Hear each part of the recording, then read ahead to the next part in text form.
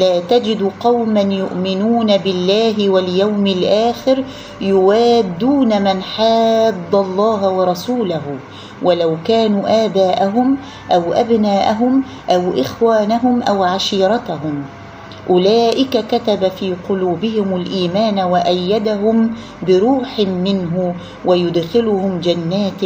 تجري من تحتها الأنهار خالدين فيها رضي الله عنهم ورضوا عنه أولئك حزب الله ألا إن حزب الله هم المفلحون.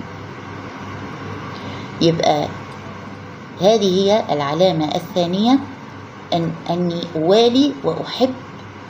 كل من يتبع أوامر الله سبحانه وتعالى وأبغض كل من يعادي الله ويعادي دينه. ثالث علامة هي آخر علامة من علامات حب العبد لله